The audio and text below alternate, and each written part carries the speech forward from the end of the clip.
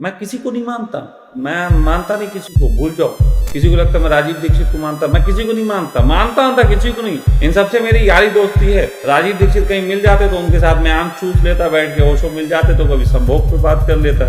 मैं बस इतना कर सकता हूँ, उससे ज्यादा कुछ नहीं। मानना ना मेरे बस की बात नहीं। किसे मानूं? अपनी खोपड़ी में इतना भरा हुआ है, उसी की मान लो तो बहुत है, बाकी किसकी मानूं? मित्रता मेरी सबसे, मित्रता में मुझे कोई आपत्ति नहीं। मैंने ऐसा कैरेक्टर अपना खड़ा कर दिया। आकर्षित बहुत करता है, पास आने से भय बहुत करता है, लेकिन असल में यही कैरेक्टर काम है। क्योंकि जो आकर्षित करता है वो तुम्हारे अंदर की कॉन्शियस को आकर्षित करता है, और जो भयभीत करता है वो तुम्हारे मैं को भयभीत करता है, वो तुम्हारे मन को भयभीत। तो कॉन्शियस लेवल पे मेरी सब बात अच्छी लगती है कि बिल्कुल ठीक ही तो कह, लेकिन मन के लेवल पे बहुत झंझट है, क्योंकि मन तो समाज से सीखा हुआ है, और समाज में कहाँ ये सब चीज़ें चलती सब कुछ है, लेकिन समाज में कहाँ ये चलती। अगर मैं अपने को महान सिद्ध करूं, अपने को ज्ञानी सिद्ध करूं, तो आप मुझे पक्ष तो दोगे, लेकिन आप कुछ नहीं करोगे। और दूसरा, अगर मैं अपने आप को कुछ भी सिद्ध ना करूं तो आप मुझे पकड़ोगे ही नहीं, तो फिर मेरी सुनोगे कैसे?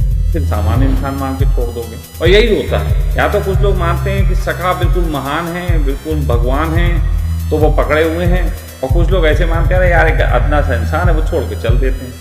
तो ना तो मैं अदना सा इंसान और ना मैं बहुत महान टाइप। मैं बिल्कुल तुम्हारे जैसा हूँ, सामान्य, लेकिन तुम्हारे जैसा बिल्कुल नहीं। क्योंकि तुम सब जो हो फट्टू जीवन जीते हो, भय का जीवन जीते हो, मैं नहीं जीता। मैं एक बात तो पक्की है कि सूली पे भी लटका दिया जाऊँ, फट्टू जीवन नहीं जीता। हाँ, इन सब तरीके के जीवन जीने से एक नए तरीके का कैरेक्टर खड़ा होता है, और वो कैरेक्टर सखा इस तरीके का कैरेक्टर हो गया है।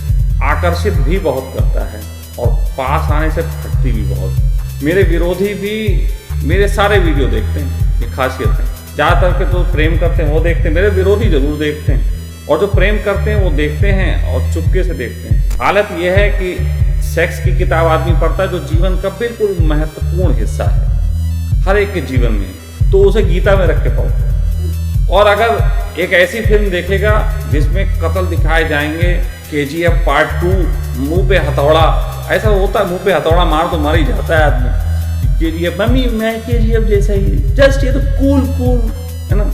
तो ये जो कूल चल रहा है, तो आप सोचो कि हत्याएं बर्दाश्त है, प्रेम नहीं बर्दाश्त। अच्छा, मुझे तो भाई प्रेम अच्छा लगता है। मुझसे बोलो आप हत्या करनी, सेक्स करना, तो मैं तो सेक्स चुन लूंगा, हत्या क्या चुननी।